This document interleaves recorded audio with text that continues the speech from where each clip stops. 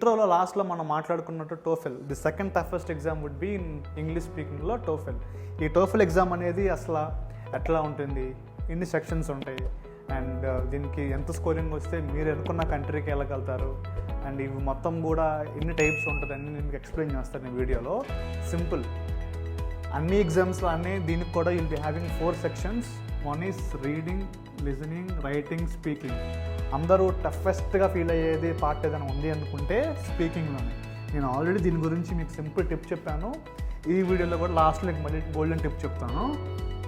Okay, ఈ 4 sections మొత్తం అన్నీ కూడా will be having 30 marks each. Reading, listening, writing, speaking. So ఓవరాల్గా చూసుకుంటే it will be 120. Okay, and ఈ టోఫెల్లో మొత్తం మీకు వచ్చేసి 3 టైప్స్ ఉంటాయండి. First type would be paper based, computer based, internet based, and latest you're having home based అనమాట. ఈ హోమ్ బేస్డ్ ఏంటంటే recently few of the universities have stopped accepting home based. ఒక్క టోఫెల్లోనే కాదు, ఈవెన్ జిఆర్టీలో కూడా కొన్ని యూనివర్సిటీస్ ఏంటంటే హోమ్ బేస్డ్ అనేది ఆపేశారు. ఎందుకు ఆపేశారు ఏంటో మీకు స్టూడెంట్స్ మీకు ఐడియా ఉండే ఉంటుంది. ఓకే, వీటిల్లో యూఎస్ వచ్చేసరికి మేజర్గా మీరు రాసే టోఫెల్ స్కోర్ 85+ వచ్చింది అనుకోండి, will be eligible for good universities, for best universities, scholarships కూడా వస్తాయి అన్నమాట. ఓకే, యూకే వచ్చేసి టోఫెల్ ఇట్ డిపెండ్స్ అనమాట. +2లో if your English marks is above 75 in both the years, first year second ఇయర్లో ఇంగ్లీష్ మార్క్స్ కనుక 75+ ఉందనుకోండి, అప్పుడు మీకు ఈ టోఫెల్ అనేది అవసరం ఉండదు. ఓకే, ఎప్పుడైతే మీకు రెండిట్లో మార్క్స్ తక్కువ ఉంటాయో then you have to go for TOEFL or any other English speaking exam. Australia it will be okay, but will be having trouble in immigration. That would be major 50-50 chances for your visa అనమాట. Second, Canada అనేది completely అసలు accept చేయరు TOEFL. Students ఎవరైనా, మీ friends కానీ తెలియని వాళ్ళు ఎవరైనా పాపం వాళ్ళు తెలియక చెప్పినా కూడా వాళ్ళ మాటలు మీరు వద్దు, ట్రస్ట్ చేయొద్దు. రాసిన వాళ్ళు మీ ఫ్రెండ్స్ని కనుక్కోండి, లేకపోతే నాలా సర్టిఫైడ్ ఎవరైనా కౌన్సిలర్స్ ఉంటే వాళ్ళతో కూర్చొని మాట్లాడి డిసైడ్ అవ్వండి.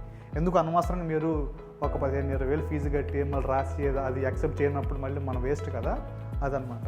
సెకండ్, యూరోప్ కంట్రీస్లో ఏంటంటే అండి it depends upon each country to country. ఇందాక నేను చెప్పినట్టుగానే యూకే బేస్డ్లోనే కొన్ని కంట్రీస్ ఇంగ్లీష్ ఉంటే మాత్రం యాక్సెప్ట్ చేస్తాయి అన్నమాట. సో నేను లాస్ట్ వీడియో చెప్పినట్టు ఐఎల్స్ కంటే కొంచెం ఈజీ ఏమైనా ఉందనుకుంటే ఈ టోఫెల్ ఎగ్జామ్.